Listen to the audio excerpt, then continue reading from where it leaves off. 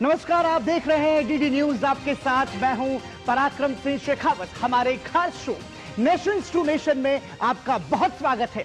इस कार्यक्रम में हम आपको बताएंगे अंतर्राष्ट्रीय स्तर से जुड़ी हर वो बड़ी खबर जो आपके लिए जानना जरूरी है। आपको रूबरू कराएंगे उन खबरों से जिन्होंने पूरे हफ्ते दुनिया भर में बटोरी है सुर्खियां। खबर का हर पहलू, हर विश्लेषण हम आप तक पहुंचाएंगे। और आज हम बात करेंगे उन खबरों की, वो बड़ी खबरें जो कि अंतर्राष्ट्रीय स्तर पर चर्चा का विषय रही हैं। सबसे पहले बात करेंगे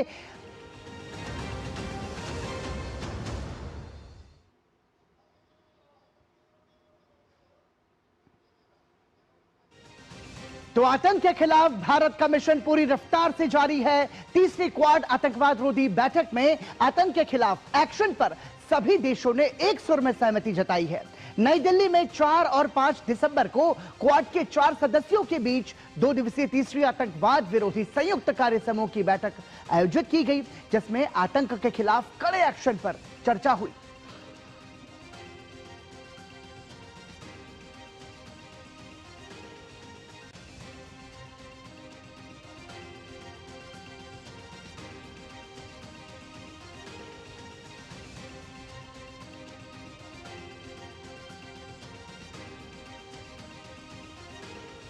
तो आपको बताते हैं कि आतंक पर जो क्वाड की बैठक है उसकी बड़ी बातें क्या हैं। हम आपको बताएं कि भारत ने तीसरी क्वाड आतंकवाद विरोधी बैठक में शिरकत की है। 4-5 दिसंबर को नई दिल्ली में क्वाड की बैठक ये हुई है। इसमें बैठक में भारत, जापान, ऑस्ट्रेलिया और अमेरिका शामिल है। आतंक पर क्वाड की ये बड़ी बैठक है। साथ ही साथ सदस्य देशों ने आतंकवाद के सभी स्वरूपों की निंदा की है। यह यहां पर महत्वपूर्ण है कि क्वाड के देशों ने एक सुर में आतंकवाद की निंदा की है। सीमा पार आतंकवाद की भी कड़ी निंदा इस बैठक में की गई है। और इसके साथ ही इंडो पैसिफिक क्षेत्र को आतंकवाद मुक्त बनाए रखने का संकल्प क्वाड की बैठक में दोहराया गया है। तो मतलब भारत के एक पक्ष का सभी ने समर्थन दिया है जो कि आतंकवाद विरोधी गतिविधियों में शामिल होते हैं। उन देशों के खिलाफ भी एकजुटता से बात उठी है।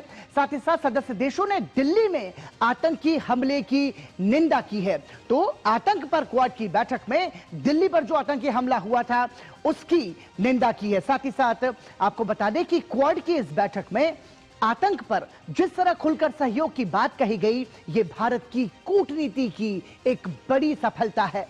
यह बैठक इतनी अहम क्यों थी, यह समझने के लिए जानना जरूरी है कि क्वाड आखिर क्या है।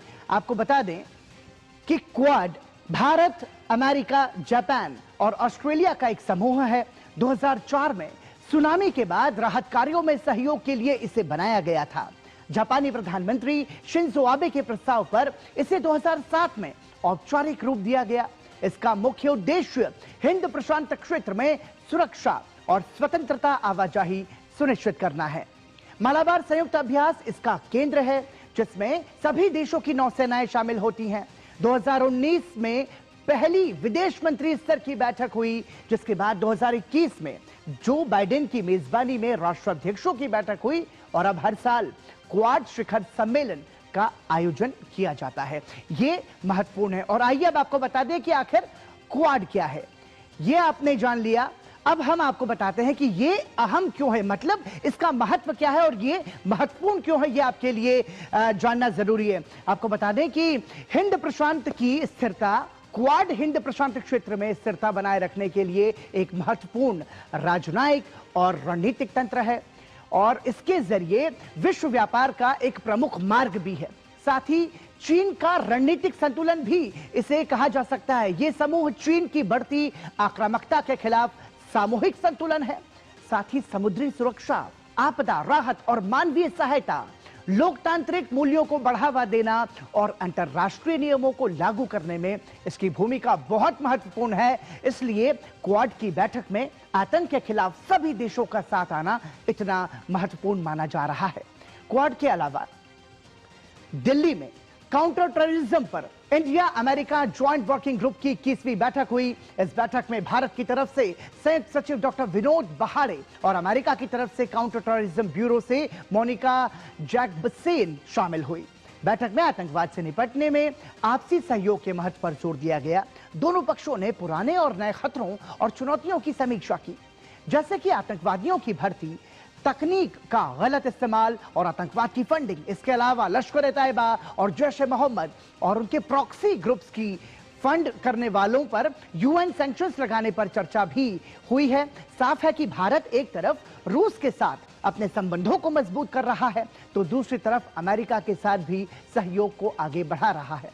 भारत ने साफ कर दिया है कि हमारे संबंधों पर किसी और का अधिकार नहीं है। ये सबसे स्पष्ट संदेश भारत ने दिया है। Relations with with all the major countries of the world, and I think for any country to expect to have a veto or a say in how we develop our relations with others is not a reasonable proposition. We have multiple relationships. We have a freedom of choice. We talk about what is called strategic autonomy, and that continues. And I cannot imagine why anybody would have reason to expect the contrary. I mean, even Russia's own relationship with China or US or Europe has had its ups and downs. Our relationships with many of these countries have had it so. We have a very substantive relationship with many European countries. In the case of Russia, what had happened for a variety of reasons, I think they visualized the West and China as their primary economic partners. So this visit in many ways was about reimagining the relationship. तो quad की बैठक में महत्वपूर्ण फैसला आतंक के खिलाफ लिया गया है और एक तरफ भारत क्वाड और अमेरिका के साथ आतंक के खिलाफ मोर्चाबंदी कर रहा है, तो दूसरी तरफ एक मंच ऐसा भी है जहां मजबूरी में ही सही पाकिस्तान को भी आतंक के खिलाफ भारत के साथ खड़ा होना पड़ रहा है। एससीओ के आतंक विरोधी अभ्यास में भारत और पाकिस्तान की सेना शामिल हुई।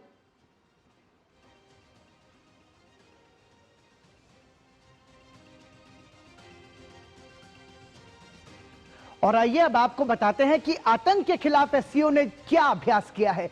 एससीओ के नेतृत्व में आतंक के खिलाफ महत्वपूर्ण अभ्यास हुआ है, जिसके तहत एससीओ के सभी देश इस अभ्यास में शामिल हुए हैं। और इन देशों में आपको जानकर हैरानी होगी कि इनमें भारत के साथ पाकिस्तान भी है, पाकिस्तान की सेना भी शामिल हुई है, चीन और रूस भी शामिल हुआ है, चूंकि ये सभी सदस्य देश हैं। इसके अलावा ईरान में 1 से 5 दिसंबर तक ये संयुक्त सैन्य अभ्यास हुआ है।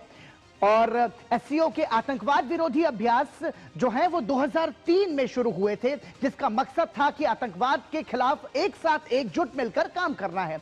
2018 में भारत और पाकिस्तान इसमें शामिल हुए। दोनों देश आतंकवाद के खिलाफ एकजुट होते हुए आतंकवाद के खिलाफ लड़ने के साथ में दोनों देशों की सेनाएं इसमें शामिल हुई हैं। तो हम ये कह सकते हैं कि साफ है कि भारत ने हर मोर्चे पर पाकिस्तान को करारा जवाब देने की तैयारी कर ली है। कूटनीति से लेकर सीमा तक भारत की तैयारी मजबूत है। भारत ने साफ कर दिया है कि आतंक से कोई समझौता नहीं होगा। पाकिस्तान अगर कोई भी नापाक हरकत करता है तो ऑपरेशन सिंदूर अभी भी जारी है, ये अभी खत्म नहीं हुआ है। और इसी के साथ हम यहां रुक रहे हैं एक छोटे से ब्रेक के लिए। कहीं लौटकर मत जाइए, नेशन टू नेशन जारी है डीडी न्यूज पर।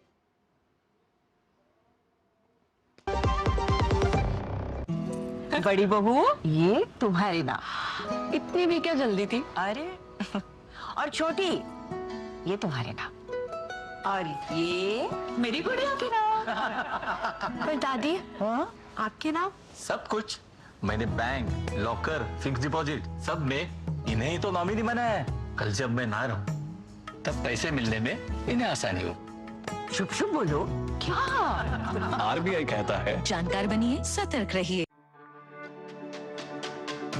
मेरी पसंद, मेरी पसंद, मेरी पसंद, मेरी पसंद, हमारी पसंद, हम सबकी पसंद। मजबूत देश का मजबूत सरिया हो गया स्टील। क्या आपको है आकर्षक बचत विकल्पों की तलाश? LIC प्रस्तुत करता है नवजीवन श्री सिंगल प्रीमियम प्लान। एक मुश्त प्रीमियम राशि जमा करें, जीवन बीमा कवर का आनंद उठाएं, परिपक्वता पर गारंटीकृत निश्चित राशि प्राप्त करें, तरलता विकल्प भी उपलब्ध। अभी खरीदें। मौजूदा पॉलिसी धारकों के लिए आकर्षक छूट, नियम और शर्तें लागू। ब्रेक के बाद एक बार फिर आपका स्वागत। आप देख रहे हैं नेशंस टू नेशंस और अब आपको बताते हैं कि आखिरकार पाकिस्तान आतंकवाद के नाम पर कैसे घिरा है। पाकिस्तान का आतंक से नाता दुनिया के लिए कोई छिपा नहीं है, छिपा हुआ राज नहीं है। पाकिस्तान ने भारत के खिलाफ आतंक को हर तरह की मदद की है। भारत ने पाकिस्तान की ये काली सच्चाई सबूतों के साथ दुनिया के हर मंच पर रखी है, लेकिन अब खुद अमेरिका के अंदर से ही इसके लिए आवाज उठ रही है। पेंटागन के पूर्व अधिकारी माइकल रूबिन ने ट्रंप प्रशासन के रुख की कड़ी आलोचना की है। रूबिन ने पाकिस्तान के साथ संबंधों को लेकर अपनी राय रखते हुए कहा है कि इस्लामाबाद के साथ रिश्ते रखने का कोई तार्किक कारण नहीं है। उन्होंने पाकिस्तान के नवनियुक्त chief of defence forces field marshal Asim Munir के व्हाइट हाउस दौरे पर भी आपत्ति जताई। सबसे पहले जानिए कि माइकल रूबिन ने क्या कहा है। आइए आपको बताते हैं। तो माइकल रूबिन ने पेंटागन के पूर्व अधिकारी की एक खरी हम आपको बता रहे हैं, अमेरिका की पाकिस्तान नीति की आलोचना की है माइकल रूबिन ने। उन्होंने कहा है कि पाकिस्तान की हरकत अमेरिका के हित में नहीं है और साथ ही उन्होंने कहा है कि पाकिस्तान को आतंक का प्रायोजक देश घोषित करें, यह बहुत ही महत्वपूर्ण है। साथ ही उन्होंने यह भी कहा कि असीम मुनीर की व्हाइट हाउस यात्रा का मैं विरोध करता हूं, क्योंकि एक ऐसा देश जो आतंक का पनाहगार है और उसका जो है सेना का अध्यक्ष वो आपके व्हाइट हाउस में आता है, जिसकी उन्होंने आलोचना की है। अमेरिका को भारत से माफी मांगनी चाहिए, ये बड़ी बात पेंटागन के पूर्व अधिकारी ने कही है। साथ ही उन्होंने कहा है कि अमेरिका के हित सबसे ज्यादा महत्वपूर्ण है, सबसे ज्यादा जरूरी है। इसीलिए उन्होंने कहा है कि अमेरिका सीधे तौर पर यह स्पष्ट करे कि जो पाकिस्तान है वो टेररिस्ट सपोर्टर देश है, यानी कि पाकिस्तान को एक तरीके से उन्होंने आतंकी देश घोषित करने की बात भी कही है। तो ये बड़ी बातें वो कह रहे हैं कि अमेरिका के हित सबसे ज्यादा महत्वपूर्ण है, सबसे ज्यादा जरूरी है। पेंटागन के पूर्व अधिकारी हैं ये। और आपको बता दें कि एक तरफ पूर्व अमेरिकी अधिकारी ने पाकिस्तान का नकाब उतार दिया है, तो वहीं दूसरी तरफ पाक अफगानिस्तान सीमा पर एक बार फिर से सामने बताएंगे। For the United States embracing Pakistan, it should be designated a state sponsor of terrorism, period. And if Asim Munir comes to the United States, he should be arrested as opposed to honored. What we need is the quiet diplomacy behind the scenes. And perhaps at some point, a more vocal apology on the part of the United States for the way we have treated India over the past year. President Donald Trump doesn't like to apologize, but the interests of the United States, and I would argue that the interests of world democracies, are much more important than one man's ego, no matter how inflated it is. और एक तरफ पूर्व अमेरिकी अधिकारी ने पाकिस्तान का नकाब उतार दिया है, तो दूसरी तरफ पाक अफगान सीमा पर एक बार फिर से तनाव बढ़ गया है। चमन सीमा पर पाकिस्तान और अफगानिस्तान के बीच भारी गोलाबारी हुई है। देर रात चमन सीमा पर हुई इस गोलाबारी में कई लोगों के घायल होने की खबर है। आपको बता दें कि पाकिस्तान ने अफगानिस्तान के अंदर हवाई हमले किए थे, जिसके बाद दोनों देशों में तनाव है। एक तरफ भारत की मजबूत किलेबंदी, दूसरी तरफ अमेरिका में पाकिस्तान के खिलाफ तेज होती आवाज के साथ अब अफगानिस्तान सीमा पर झड़प, यानी पाकिस्तान अब हर तरफ से घिरता जा रहा है।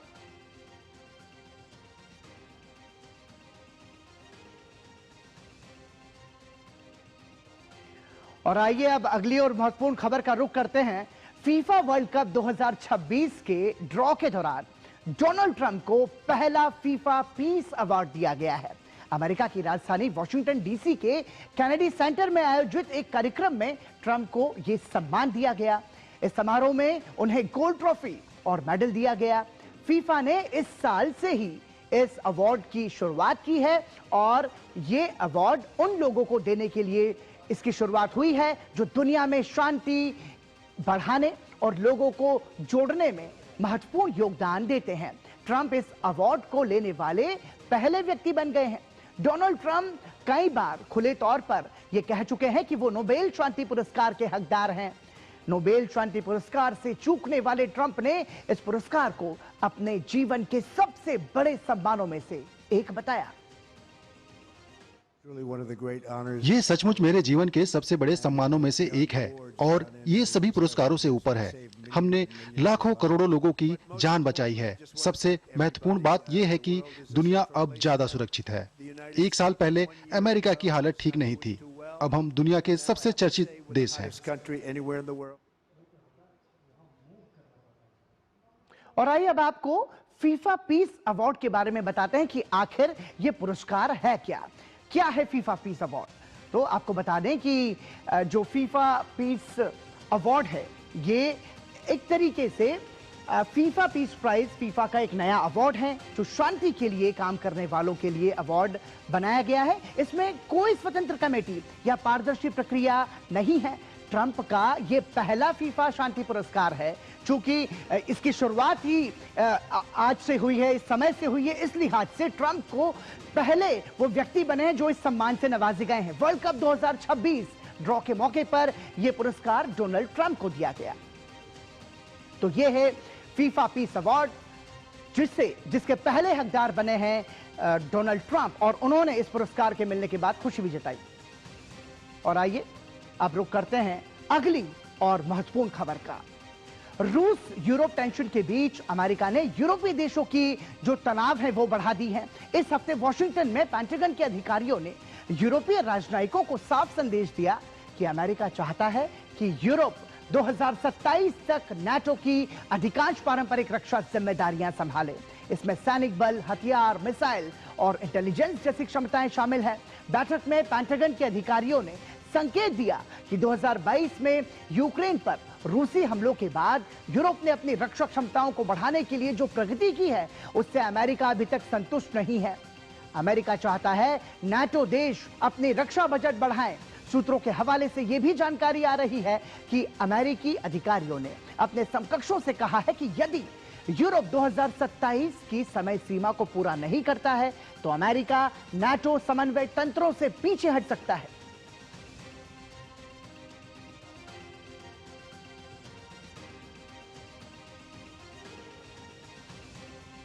नाटो की सेना में 30 लाख सैनिक हैं। नाटो में सैन्य खर्चे के लिए 1300 अरब डॉलर का बजट रखा गया है। एक नजर डालते हैं नाटो में कौन सा देश कितना खर्च करता है, यह भी आपके लिए जानना जरूरी है। आइए आपको हम जरा ग्राफिक्स के जरिए समझाने की कोशिश करते हैं कि नाटो में किसकी कितनी हिस्सेदारी है। सबसे पहले बात अमेरिका की करते हैं। अमेरिका अपने कुल रक्षा का 997 अरब डॉलर जो है वो नाटो में खर्च करता है। साथ ही कनाडा जो है वो 30.5 अरब, उसकी 2% खर्च में हिस्सेदारी है। पोलैंड की बात करें तो 38 अरब डॉलर पोलैंड, तुर्की 22.8 अरब, स्पेन 21.3 अरब डॉलर और नीदरलैंड जो है वो 21.5 अरब डॉलर खर्च करता है। तो ये नाटो में ये तमाम सारे ऐसे उसके सदस्य देश हैं जो अपने रक्षा बजट का इतना खर्च नाटो में करते हैं। आपको बता दें कि ये महत्वपूर्ण, साथ ही साथ नाटो के खर्च में यूरोपीय देशों का कुल औसत योगदान यदि निकाला जाए तो वो 30% है। 30% योगदान यूरोपीय देशों की जीडीपी का जो औसत है वो 2% है। ये भी अपने आप में महत्वपूर्ण है। अब इसमें बताते हैं कि आखिर अमेरिका क्या चाहता है। अमेरिका चाहता है कि सभी सदस्य देश अपनी जीडीपी का कम से कम 5% जो है वो नाटो की रक्षा के लिए खर्च करें। तो अमेरिका ने सीधे तौर पर कहा है कि उसकी बात मानी जाए। और आइए अब आपको बताते हैं नाटो के बारे में कि आखिर नाटो क्या है। तो आपको बता दें कि नाटो, जिसका पूरा नाम है नॉर्थ अटलांटिक ट्रीटी ऑर्गेनाइजेशन, ये इस संगठन का पूरा नाम है। इसकी स्थापना वर्ष 1949 में हुई थी। और साथ ही ये जो संस्थापक सदस्य जो है नाटो का, वो अमेरिका नाटो का संस्थापक सदस्य देश है। और नाटो में यदि कुल सदस्य देशों की बात करें तो 32 देश नाटो का हिस्सा है वर्तमान समय में। और इसका जो उद्देश्य है, यानी कि किस मकसद से यह बनाया गया, तो इसका उद्देश्य है सोवियत संघ के प्रभाव को रोकना। इसकी ये जो रणनीति है इसे भी यहां पर हमें समझना होगा। और सदस्यों की स्वतंत्रता, सुरक्षा की रक्षा इसका काम है। मतलब जो नाटो के सदस्य देश हैं उनकी रक्षा करना नाटो सदस्य देशों का एक काम है। साथ ही अमेरिका यूरोप के बीच सुरक्षा सहयोग को बढ़ाने का सबसे महत्वपूर्ण मंच भी है। और साथ ही नाटो को मजबूत करने में अमेरिका की जो भूमिका है वो सबसे ज्यादा महत्वपूर्ण रहती है। उसका कारण है कि नाटो की सुरक्षा के लिए सदस्य देशों में अमेरिकी सैन्य अड्डे हैं। ये महत्वपूर्ण है, मतलब अमेरिका की रणनीतिक जो तैयारी है उसे भी आप इसके जरिए समझ सकते हैं। सदस्य देशों को अमेरिका खुफिया सैन्य जानकारियां साझा करता है, ये मकसद है नाटो का, नाटो को मजबूती देने का। इस लिहाज से अमेरिका लगातार ये कोशिश कर रहा है कि जो तमाम सारे देश हैं वो नाटो के लिए अपना रक्षा बजट भी बढ़ाएं। और अब आपको बताते हैं कि अमेरिकी राष्ट्रपति डोनाल्ड ट्रंप के हाथों में दूसरी बार देश की सत्ता है, लेकिन इस बीच उन्होंने तीसरी बार राष्ट्रपति बनने की इच्छा जाहिर कर दी है। दरअसल ट्रंप ने ट्रुथ सोशल पर एक AI जनरेटेड तस्वीर साझा की है, जिसमें वो अपने हाथ में एक नीले रंग का पोस्टर पकड़े हुए हैं, जिस पर लिखा है ट्रंप 2028 यस। ट्रंप का ये पोस्ट चर्चा का विषय बना हुआ है। ट्रंप के पोस्ट के बाद 2028 में अमेरिकी राष्ट्रपति चुनाव में हिस्सा लेने को लेकर उनकी अटकलें तेज हो गई हैं। यह पहली बार नहीं है जब ट्रंप ने इस तरह के संकेत दिए हैं। उन्होंने अपनी रैलियों में कई बार इस पर मजाकिया अंदाज में बात की है। साथ ही उनके समर्थकों को ट्रंप 2028 लिखी हुई अलग अलग चीजें पहने भी देखा गया है।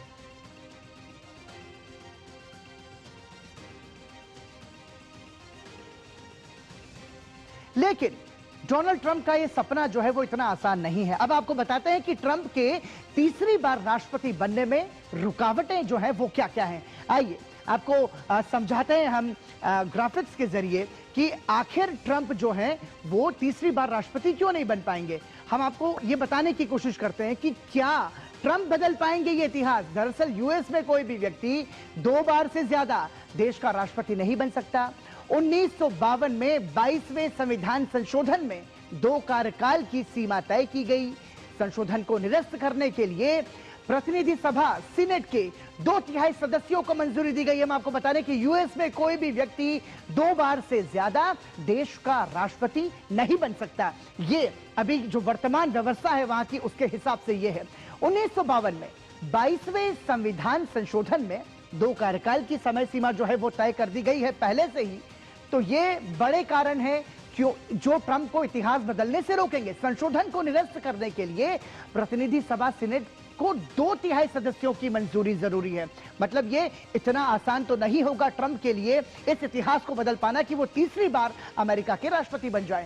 संशोधन को आधिकारिक रूप से मान्य बनाने के लिए 38 राज्यों का समर्थन भी जरूरी है। ये भी एक बड़ा पेच है कि ट्रंप तीसरी बार अमेरिका के राष्ट्रपति नहीं बन सकते। हालांकि ये भी बहुत अतिशयोक्तिपूर्ण स्थिति, क्योंकि हम बात कर रहे हैं क्योंकि ट्रंप ने एक पिक्चर साझा किया है अपने ट्रूथ अकाउंट से और उसमें लिखा गया है कि 2028 में क्या ट्रंप बन सकते हैं फिर से अमेरिका के राष्ट्रपति। और ट्रंप के समर्थकों ने भी इस बात का जिक्र किया है। संशोधन का आधिकारिक रूप से मान्य बनाने के लिए 38 राज्यों का समर्थन जैसा कि जरूरी है, ये हमने आपको बताया। तो ये बहुत ज्यादा अड़चने हैं ट्रंप की। अमेरिका के इतिहास में फ्रैंकलिन डी रूजवेल्ट ही 4 बार अमेरिका के राष्ट्रपति चुने गए। अपने चौथे कार्यकाल के 3 महीने बाद अप्रैल 1945 में उनकी मृत्यु हुई थी। वैश्विक मंदी और दूसरे विश्व युद्ध ने रूजवेल्ट के कार्यकाल पर बड़ा असर डाला था और अक्सर राष्ट्रपति के तौर पर उनके विस्तारित कार्यकाल के लिए इसका हवाला दिया जाता है। उस समय अमेरिकी राष्ट्रपतियों के लिए 2 कार्यकाल की सीमा को कानून में नहीं लिखा गया था, बल्कि ये एक प्रथा थी जिसका पालन तब से हो रहा है जब साल 1796 में जॉर्ज वॉशिंगटन ने तीसरे कार्यकाल से इनकार कर दिया था। रूजवेल्ट के लंबे नेतृत्व के बाद साल 1951 में इस परंपरा को 22वें संशोधन के तहत कानून के रूप में लिखित तौर पर दर्ज कर दिया गया था।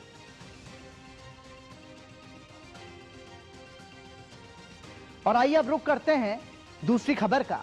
और बड़ा सवाल यही है कि गाजा में शांति कब होगी। गाजा में संघर्ष विराम के बावजूद हमले रुक नहीं रहे हैं। यूरोपीय मीडिया ने दावा किया है कि इजराइल फिलिस्तीन के इलाकों पर रुक रुक कर हमले कर रहा है। मीडिया रिपोर्ट्स के मुताबिक इजरायली सेना ने गाजा पट्टी के उत्तरी और दक्षिणी इलाकों में हेलीकॉप्टर से हवाई हमले किए। इस बीच गाजा के स्वास्थ्य मंत्री ने इजराइल और हमास के बीच जंग में मारे गए लोगों का आंकड़ा जारी किया है। स्वास्थ्य मंत्रालय के मुताबिक 2 साल से चले आ रहे इस जंग में अब तक 70,000 से ज्यादा फिलिस्तीनी नागरिकों की मौत हुई है। हालांकि दोनों देशों के बीच 10 अक्टूबर से ही सीज फायर लागू है, उसके बावजूद गाजा में हिंसा जारी है। स्वास्थ्य मंत्रालय का कहना है कि युद्ध में तबाह हुए इलाकों से अब भी लाशें मिल रही हैं।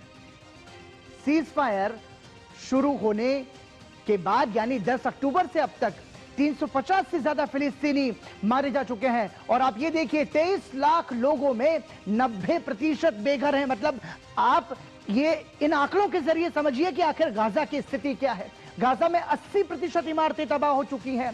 17,000 फिलिस्तीनी बच्चे अनाथ हो गए हैं। ये गाजा में तबाही का मंजर हम आपको जो है वो बता रहे हैं। गाजा में 90% स्कूल जो हैं वो तबाह हो चुके हैं। चूंकि सीजफायर पर कोई सहमति नहीं बन पाई है, गाजा में लगातार जो तबाही की स्थिति बनी हुई है उसमें 94% अस्पतालों को भी नुकसान पहुंचा है और 98% खेती की जो जमीन है वो गाजा में बंजर जमीन बन चुकी है।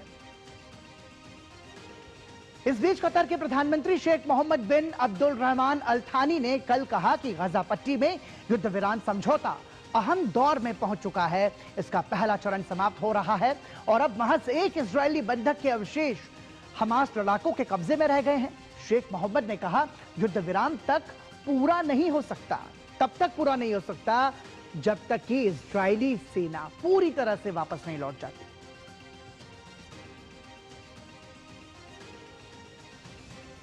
तो आपको बता दें कि गाजा पर हमले अभी भी जारी हैं और उस स्थिति में यह देखना होगा कि जो नुकसान हुआ है वो कहीं ज्यादा हुआ है। 2 साल में 70,000 से ज्यादा लोगों की मौत हो चुकी है।